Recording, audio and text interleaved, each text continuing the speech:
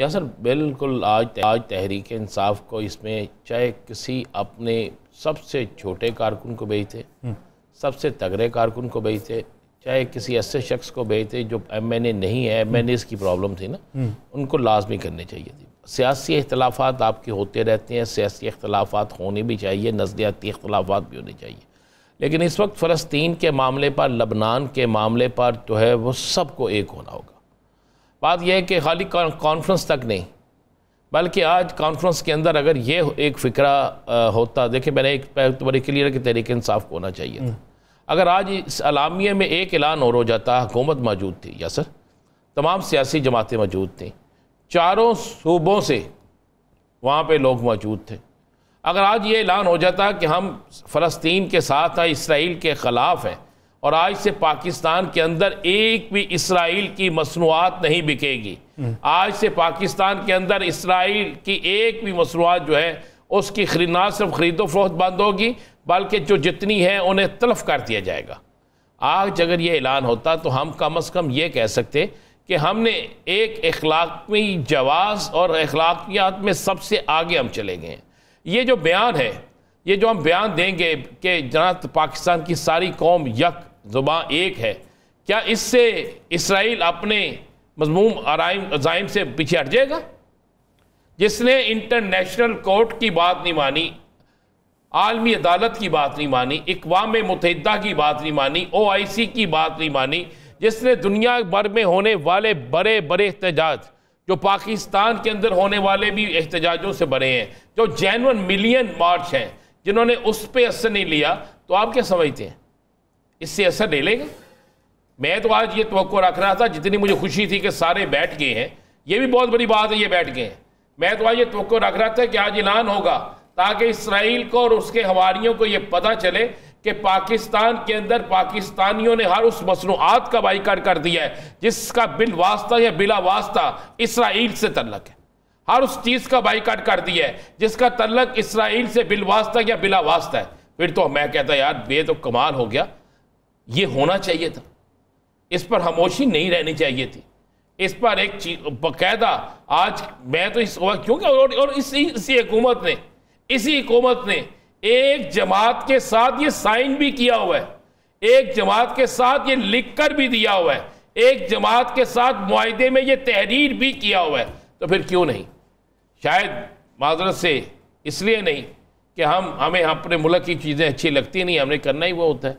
आप ज़रा गौर करें ना, आज वहाँ पर मशरूबात कौन से थे, सब इतना ही गौर कर ले। मैं तो फिर कहूँगा कि एक तरफ चीज़ बहुत अच्छी थी कि सब इकट्ठे हुए, लेकिन इसका पैगाम जो है ना, इसका पैगाम एक ऐसा जाना चाहिए था, ऐसा जाना चाहिए भी कि पता चले अगर आप 25, 30, 40, 50 लोग बैठ के करारदाद बना के अलामिया जारी कर देंगे, लेकिन उस अलामिया का अगर आप कहें कि इसराइल को कोई फ़र्क पड़ता, नहीं यार, इसराइल को फ़र्क पड़ेगा यहाँ तो पता चले कि हम आ गए हैं मैदान में, भाई हम आ गए हैं। जो मौलाना फजलुर रहमान ने जो बात की, जो हाफिज नईम ने बात की, जो वहाँ पर खालिद मकसी ने बात की, खुदा की कसम वही बात है जो अब्दुल अलीम खान ने बात की, वो बात है। आज हमारे पास वक्त है, कल वक्त नहीं होगा। क्या रोज़े महशर जाके जवाब देंगे? क्या रोज़े महशर जाके कहेंगे कि हम इक़्तिदार में थे, हम अपोजिशन में थे, हम आवाज़ उठा सकते थे, हम लोगों को, सोए हुए लोगों को जगा सकते थे, लेकिन हमने एक ठंडे कमरे में बैठ के कॉन्फ्रेंस कर ली, हमने एक अलामिया जारी कर दिया, हमने ना किसी चीज़ का बाइकआउट किया, ना कोई ऐसा काम किया, बल्कि हमने वाज़े सिर्फ एक पैगाम दे के उसके बाद ख़त्म, बस यही चीज़ है। नहीं यार सर नहीं, सोचें कभी कि आप एक चीज़ को सोचें ना, जितना उस पर प्रेशर पड़ता है उससे ज़्यादा वो बमबारी करता है, नहीं कर रहा वो ऐसे क्या नज़र नहीं आ रहा?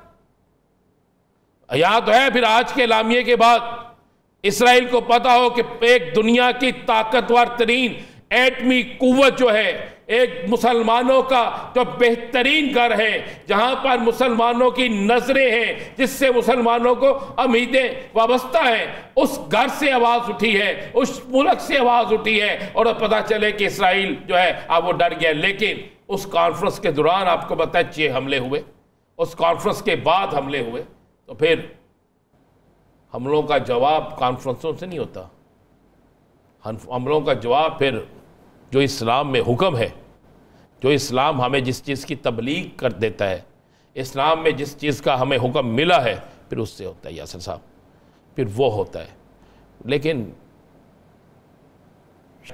इनको हमसे, इनकी सोच हमसे बहुत बेहतर हो, ये हमसे बहुत बेहतर सोचते हो। आज चूँकि मेरी तबीयत भी कोई ऐसी इजाज़त नहीं दे रही, नहीं तो मेरा तो दिल करता था इस पर बड़ा ऊंची ऊंची चीखूं, चिल्लाऊं। शायद हमारी चीखने चिल्लाने की आवाज़ें उन मासूम लोगों की आवाज़ें बनकर किसी के कान में पड़ जाएं। शायद ये अपने अलामिये को तब्दील कर ले, शायद ये यहाँ पर सोचें कि नहीं, हमने ये करना है, हमने आगे बढ़ना है, हमने अब मस्जिद अक्सा को आज़ाद करवाना है, हमने फलाह काम करना है, हमने मज़लूमों का बदला लेना है, हमने अपनी ताकत दिखानी है, हमने आलम इस्लाम की सबसे बड़ी कुव्वत होने का सबूत देना है, हमने इधर उधर नहीं देखना, हमने ये नहीं कहना फलां मुल्क अपना रोल। मुझे एक बात आज कहा गया, ईरान और सऊदी अरब अपना रोल अदा करें, यही कहा गया। हम क्यों नहीं रोल अदा कर सकते? क्या हमारे पास ताकत नहीं है? क्या हम एक कुव्वत नहीं है? क्या हमें ये सब कुछ नहीं करना चाहिए? आप एक दफा कह के तो देखे, पता नहीं समय से बाहर है। मैंने वो सारी ये कॉन्फ्रेंस आज सुनी है, एक एक लफ्ज हरफ बा हरफ सुना है, और मैं तो इसलिए अपना फ़र्ज पूरा कर रहा हूँ, ये बोलकर चीख कर चलाकर, आप भी बोलकर चीख कर चलाकर अपना फ़र्ज पूरा कर रहे हैं कि रोज़े महशर दरबार में जब हम हाजिर होंगे ना, तो हम कह सकें जो हमारा काम था हमने किया है। और मैं अपने चैनल को भी सलूट करता हूँ जो इस चीज़ को आगे पहुँचाता है, जो इजाज़त देता है, जिस पर यह सब कुछ चलता है। तो यासर, बहुत से लोगों को खुशफहमी होगी, मुझे तो उस दिन होगी जब किसी इलामिये में ये बात आएगी कि जनाब हमने इसकी हर चीज़ का बाइकआउट कर दिया है। सही।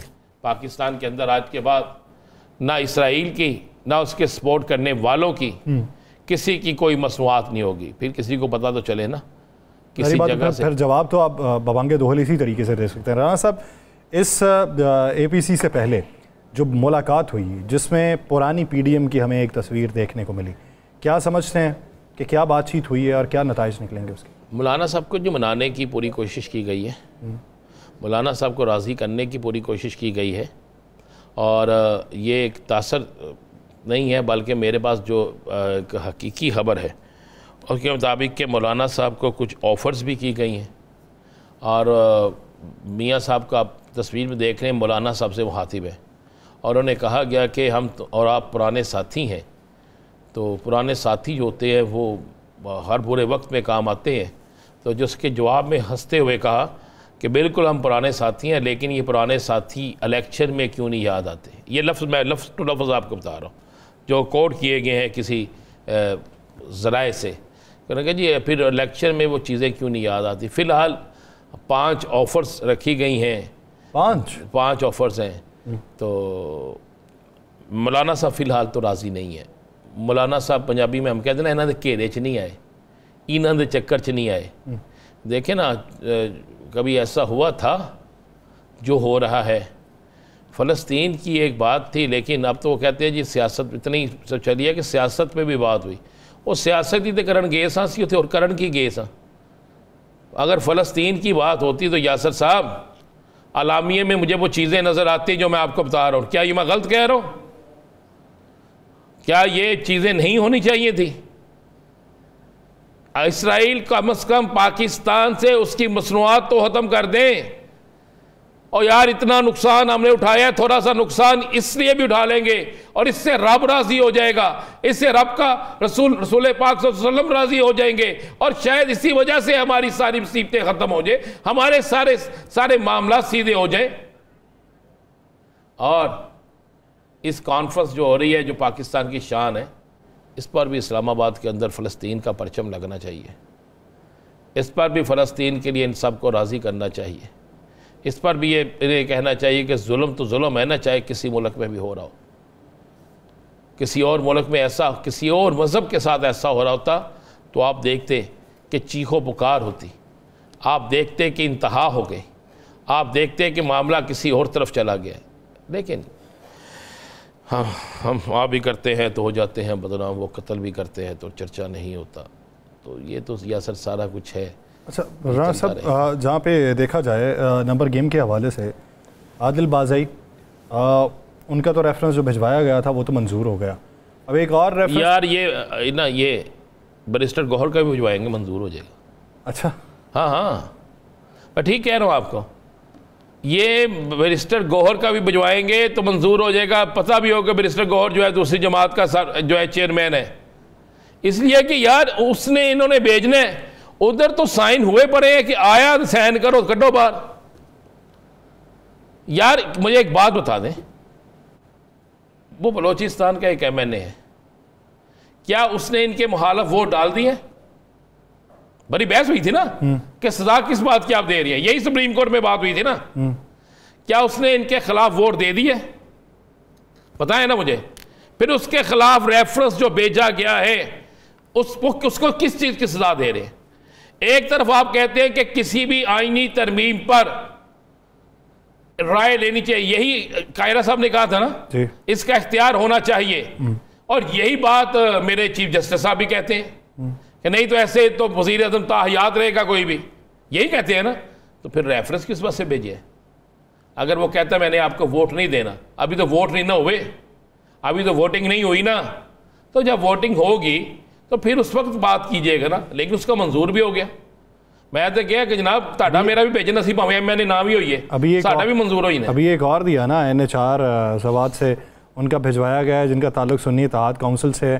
मौक़िफ़ ये अपनाया कि वहाँ से किसी ने रेफरेंस भिजवाया स्पीकर को और बताया कि ये डेप्यूटी अटॉर्नी जनरल थे और इन्होंने इलेक्शन कमीशन में जो अपने कागजात जमा करवाए हैं वहाँ पे इस बात को जाहिर नहीं किया, और फिर इस बुनियाद के ऊपर उनका रेफरेंस भिजवाया है कि वो 2 साल तक इलेक्शन लड़ने के अहल नहीं हो सकते, तो इन्होंने इलेक्शन लड़ाया और जीत गए तो इनको नाअहल करवाया जाए, वो भी भिजवा दिया गया। ओके हो गया। वो मुझे बताएं कितने साल हो गए इलेक्शन हुए हुए, कितनी देर हो गई? इलेक्शन हुए फरवरी के बाद से अब तक 8 माह हो गए। 8 माह गई। आज के दिन तक तो रिटर्निंग अफसर था, जो वहाँ पे रिटर्निंग अफसर था, जो प्रिजाइडिंग ऑफिसर था, क्या उसको नहीं भेजा जा सकता था? और कानून और आइन के मुताबिक इसको तो पहले जाना चाहिए उस पर इलेक्शन ट्रिब्यूनल में, ऐसा ही है ना। जहाँ तक मेरी नाकस सी है इंफॉर्मेशन, वहाँ पे जाके एप्लीकेशन दे। अब मैं उठ जाता हूँ यार, एक आम शहरी हूँ, मैं उठ के एप्लीकेशन दे देता हूँ कि जनाब फ़लाँ बंदा जो है उसने इसकी ये चीज़ पूरी नहीं हुई और इसको फ़लाँ कर दिया जाए। उस पर तो पूरी इन्वेस्टिगेशन होगी, उस पर तो सारा कुछ होगा। अभी तक सुप्रीम कोर्ट के हुक्म पर तो इलेक्शन कमीशन ने अमल नहीं किया, सुप्रीम कोर्ट के हुक्म पर तो इलेक्शन कमीशन किसी की बात सुनने के लिए तैयार नहीं है, और आम शहरी की दरखास्त इंज वसूल करते रहे जिमें खाला का पुत्र होता है। पता नहीं यासर साहब ये क्या हो रहा है इस मुल्क में, मेरी समझ से बाहर है यार। खुदा का वास्ता यार कुछ तो होश के नाखुल लें यार, कुछ तो सोचें। अगर आपने फैसला कर लिया है कि इस जमहूरी निज़ाम को इलेक्शन कमीशन के हवाले कर दे रहे और जो नहीं मानता उसे गिरा देना, चले मान ले KPK के उस बंदे को आप नाहल कर देंगे, ओके हो गया, फिर इलेक्शन ही करवाएंगे ना। तो KPK में कौन सी आपने दूध की नहरें बहा दी हैं इस वफाकी हुकूमत ने कि वहां पे ये जीत जाएंगे? क्या करेंगे? कल ये भेज देते हैं जनाब अली अमीन गंडापुर का, फिर परसों ये भेज देते हैं असद कैसर का, फिर उसके अगले दिन भेज देते हैं जनाब वहीं से शेर अफजल मारवत का, फिर कहते हैं जनाब दाना गुलदार उसको भेज देते हैं, फिर कहते हैं जनाब फलाने का उसका भी भेज देते हैं। वो क्या करेंगे यार? गलियां होइयन सोनिया तो कल्ला ही यार फिरे भेज दो सबको यार, उसको लाए सबको एक ट्रक में डाल के उन्हें कहेंगे ये इलेक्शन कमीशन का दफ्तर है, और इलेक्शन कमीशन गिनती करे उनकी, निकले बाहर मोहम्मद फलाम निकले जी, ना यासर रशीद बाहर निकले, राना अजीम बाहर निकले, फलाना बंदा बाहर निकले, नहर वो एक लहा दे उन्होंने करके फिर नवे इलेक्शन करा दे। क्या होगा यार? नए इलेक्शन फिर ये जीत जाएंगे। लगता है फार्म 47 को पे 15-20 थी। अच्छा इजाफी पड़े वहाँ? हाँ मन लगता बच गए सन। अच्छा पता नहीं क्या यार, ये मेरी समझ से बाहर है। एक तरफ हम सब बात करते हैं इस मुल्क के अंदर आइन की हुक्मरानी, कानून की हुक्मरानी, और इस मुल्क के अंदर अमन हो, लेकिन अमन हो या ना हो, इन्होंने मुल्क का जो बेड़ा गर्क करना है ना इस तरह की आपस की लड़ाइयों से, वो करके रहेंगे। वो उससे और कोई भी चीज़ जो है ना वो मुझे महफूज नज़र नहीं आती यासर साहब। बल्कि इन्हें इतला दें कोई 40-50 और जो है, बल्कि जितने लोग पकड़े जाते हैं ना किसी भी केस में, वो सब उन्होंने नहल कर दे, ताकि मियाँ साहब के साथ को 50-60 तो होना ऐसा कहने वाले कि मुझे क्यों निकाला। आप एक तरफ कहते हैं कि मियाँ साहब का कसूर ये क्या कामा, यही कहते हैं ना। मुझे बताएं, एक मुल्क का वज़ीर आज़म है, उसको क्या ज़रूरत पड़ी है कामा बनाने की जी? वज़ीर आज़म है मुल्क का, किसी और मुल्क की है वो शहरियत, अकामा शहरियत ही है ना, या वहाँ की नौकरी है ना, क्या ज़रूरत है भाई? उन्हें पता है ना पाकिस्तान में वज़ीर आज़म का बाद में क्या होता है, तो इसलिए उन्होंने वो हिफ्ज़ मा तक़द्दुम बना के रखा। उस पर तो आपने उसका सारा कुछ माफ़ कर दिया, सारा कुछ ठीक कर दिया।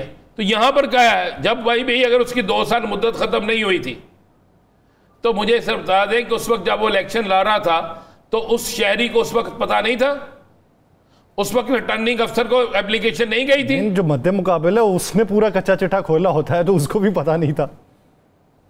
यहाँ पर तो तरीके पैदाइश और ताई के नाम को भी पता होता है, डॉक्टर के क्लिनिक का भी पता होता है, यहाँ पे तो मिठाई किस दुकान से आई उसका भी पता होता है, यहाँ पे तो किसी ने कितने पैसे दिए उसका भी पता होता है। जिसका चिट्ठा किटा खोन उसको इलेक्शन में खड़ा कर दो, ऐसे ही है बस। गलियां होइयां सुनियां, थोड़ी सी देर हो गई पता लगाने में। नहीं देर हो गई, फिर कितों ने मरीज हो गए ने हाल ने, ये देर सारी होनी है जो आईनी तरमीम आनी है, सारा कुछ उदों ही होना है। अच्छा, इसका फ़ायदा क्या होगा? नंबर उनके कम करके इन्हें क्या फ़ायदा होगा? ये इन्हें तस्कीन पहुँचती है। अच्छा, वैसे ही ठंड पैनी, इन्होंने ठंडा पैंदियां ने ਜਿਹੜੀਆਂ बाद चो इन्होंने गले पैंदियां ने, जिस तरह अज मेरे गले पई है, हुणे थोड़ी देर की तकलीफ घंटे की पई है। तू भी जान के यासर साहब तुम भी जान के यहो जी गल कर देंगे कि मैं क्या सोच के आया कि जी नहीं बोलना, खुदा दी किस्में बड़ी तकलीफ है, लेकिन तुम जान के ना वो जी गल्लां करते हो कि मेरे अंदरों गुस्सा निकले।